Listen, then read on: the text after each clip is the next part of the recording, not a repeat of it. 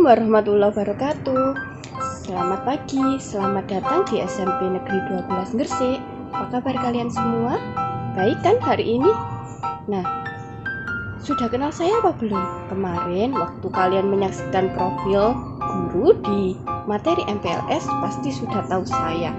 Kalau nggak ingat boleh diputar lagi videonya.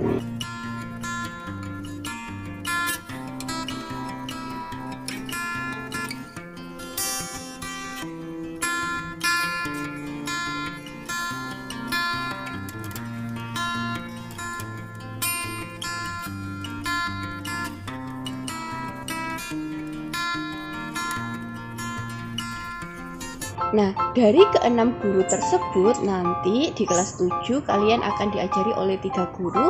Yang pertama saya sendiri, Bu Yulisa Gita, biasanya dipanggil Bu Gita. Yang kedua nanti ada Bu Ari, dan yang ketiga ada Pak Budi. Nah, di minggu ini kita akan langsung masuk ke materi pertama, bab pertama pada pembelajaran matematika, yaitu tentang bab bilangan.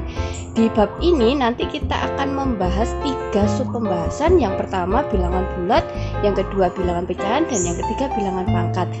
Yang pertama akan kita bahas yaitu bilangan bulat. Nah, berikut materinya.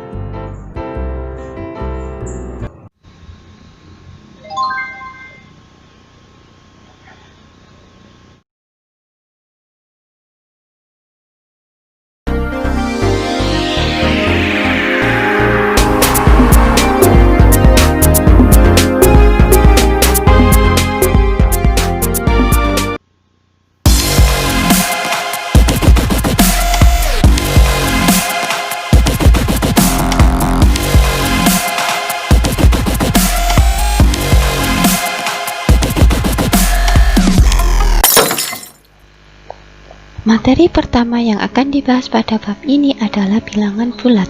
Bilangan bulat dapat digambarkan pada suatu garis bilangan. Bilangan bulat terdiri atas bilangan bulat negatif, bilangan 0, dan bilangan bulat positif. Bilangan bulat positif dikenal juga dengan istilah bilangan asli. Sedangkan gabungan dari bilangan bulat positif dan bilangan 0 dikenal juga dengan istilah bilangan cacah.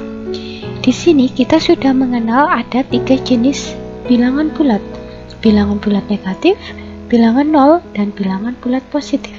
Bilangan bulat positif sudah banyak kita gunakan dalam kehidupan sehari-hari. Tapi kita juga sudah banyak menggunakan bilangan bulat negatif dalam kehidupan sehari-hari, misalkan untuk menyebutkan suhu pada lemari es atau suhu es yang ada di kutub.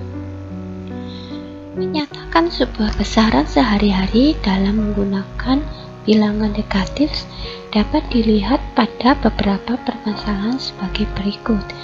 Yang pertama, daging sapi disimpan dalam mesin pendingin pada suhu 10 derajat Celcius di bawah 0 derajat Celcius. Suhu 10 derajat Celcius di bawah 0 derajat Celcius diwakili oleh negatif 10 derajat Celcius. Contoh yang kedua, kapal selam melaju di kedalaman 400 meter di bawah permukaan laut. Kedalaman 400 meter di bawah permukaan laut diwakili oleh negatif 400 meter. Contoh yang ketiga, Andi mengalami kerugian sebesar Rp100.000. Kerugian sebesar Rp100.000 diwakili oleh negatif Rp100.000. Jadi yang selanjutnya adalah membandingkan bilangan bulat. Kita dapat membandingkan bilangan bulat yang satu dengan bilangan bulat yang lain dengan beberapa cara dan ketentuan. Yang pertama, bilangan bulat positif pasti akan selalu lebih besar dibandingkan dengan bilangan bulat negatif. Sebagai contoh, kita akan membandingkan bilangan 5375 dengan negatif 5875. Walaupun 5875 lebih besar daripada 5375, tetapi bilangan 5875 adalah bilangan negatif, sehingga yang lebih besar adalah bilangan 5375. Kemudian apabila dua bilangan yang akan kita bandingkan sama-sama positif atau sama-sama negatif, maka kita menggunakan cara mengamati angka-angka penyusunnya. Sebagai contoh, kita akan membandingkan bilangan 5375 dibandingkan dengan bilangan 58.745. 5375 terdiri dari 4 angka.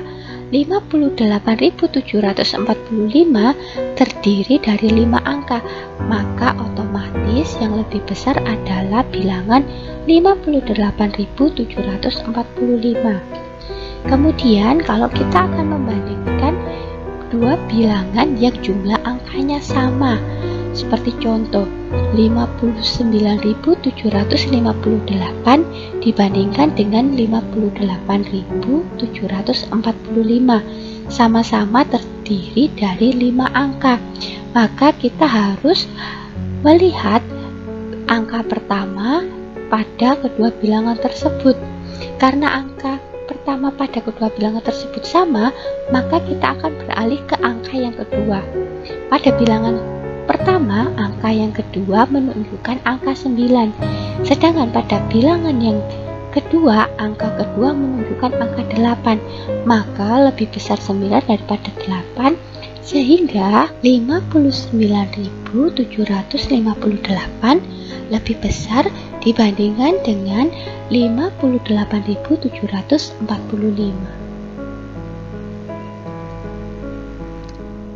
Materi yang selanjutnya adalah sifat operasi hitung bilangan bulat. Sifat yang pertama, tertutup. A ditambah B sama dengan X, A dikali B sama dengan Y. Tertutup di sini artinya dia mempunyai hasil yang jelas. Sebagai contoh, 4 ditambah 8 sama dengan 12, 4 dikali 8 sama dengan 32. Sifat yang kedua, komutatif. A ditambah B sama dengan B ditambah A dikali B sama dengan B dikali A. Sifat yang ketiga, asosiatif. A ditambah B kemudian ditambah C sama dengan A ditambah B ditambah C. A dikali B kemudian dikali C sama dengan A dikali B dikali C. Sifat yang keempat, distributif. Misal kita punya A dikali B kemudian ditambahkan A dikali C, dapat disederhanakan menjadi A dikali B ditambah C. Kemudian A dikali B dikurangi A dikali C, maka dapat disederhanakan menjadi A dikali B dikurangi C. Sifat yang kelima, identitas. A ditambah 0 sama dengan A, kembali ke identitas awalnya. Dan A dikali 1 sama dengan A, kembali ke identitas awalnya. Inverse, jadi setiap bilangan bulat pasti punya lawan. Lawan bilangan positif adalah bilangan negatif. Materi yang selanjutnya adalah menggambarkan penjumlahan dan pengurangan pada garis bilangan. Contoh yang pertama, kita akan menggambarkan 3 ditambah 2 pada garis bilangan. Pertama, kita buat dulu garis bilangannya, kemudian kita tarik panah dari 0 sampai ke 3, kemudian kita tarik panah lagi 2 satuan dari angka 3. Selanjutnya kita akan tarik panah hasil yang mengarah dari titik 0 sampai ke ujung panah yang terakhir. Jadi kita dapat 3 ditambah 2 sama dengan 5. Contoh yang selanjutnya, 3 dikurangi 4. Kita akan menggambarkan itu pada garis bilangan berikut. Pertama, tetap kita akan menarik panah dari titik 0 sampai ke titik 3. Nah, karena dikurangi 4 sama artinya dengan ditambah negatif 4, karena arah negatif yaitu ke sisi kiri, maka kita akan tarik panah dari titik 3 ke sisi kiri sebanyak 4 satuan dan berhenti di negatif 1. Maka hasilnya adalah 3 dikurangi 4 sama dengan 3 ditambah negatif 4, yaitu negatif 1. Panah hasil ditarik dari titik 0 sampai ke negatif 1. Selanjutnya adalah contoh soal. Misal kita punya permasalahan sebagai berikut. Pak Abdi mempunyai hutang pada Pak Boas sebesar Rp200.000. Karena anak Pak Abdi sakit, ia terpaksa meminjam uang lagi kepada Pak Boas sebesar Rp200.000. Gambarkan permasalahan ini pada garis bilangan dan tentukan total hutang Pak Abdi kepada Pak Boas. Pertama, kita akan buat garis bilangan seperti berikut ini. Nah, karena hutang itu disebut negatif, maka kita akan menarik garis dari titik 0 sampai ke negatif Rp200.000. Kemudian Pak Boas hutang lagi, berarti dia akan negatif lagi, negatif Rp200.000, sehingga didapat negatif 200.000 ditambah negatif 200.000, maka hasilnya negatif 400.000.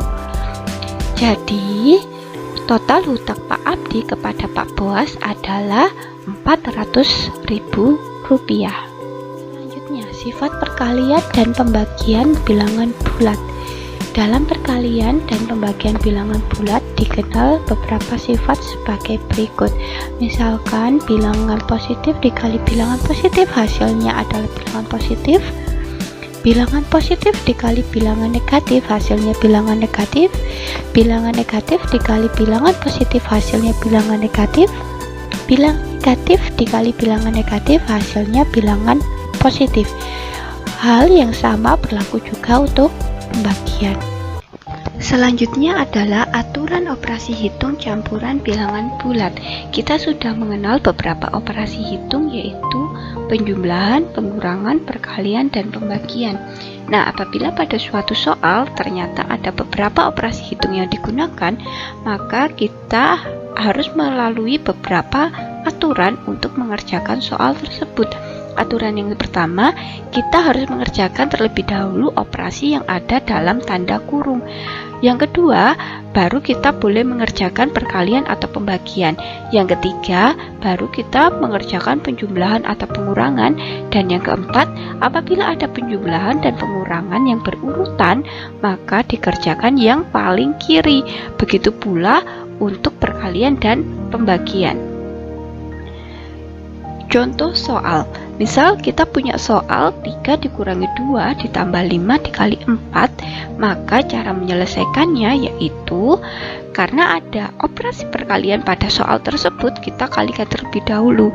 5 dikali 4 hasilnya 20. Kemudian karena bersisa pengurangan dan penjumlahan, dan pengurangan yang ada di sebelah kiri, maka kita kurangi terlebih dahulu. 3 dikurangi 2 hasilnya 1, kemudian kita tambahkan 20, berarti hasilnya 21. Nah, setelah kalian menyaksikan video materi tersebut, tugas kalian minggu ini adalah mencatat semua materi yang ada di video tersebut, kemudian mengirimkan ke guru matematika kalian masing-masing. Untuk 7A sampai 7E silakan dikirim ke Pak Budi, 7FG dikirim ke Bu Ari, dan 7HI dikirim ke saya. Kemudian khusus untuk 7HI wajib buku tulis matematikanya disampul dengan sampul warna pink. Kemudian difoto untuk bukti bahwa buku kalian sudah disampul pink, dikirimkan ke saya. Nah, sampai jumpa.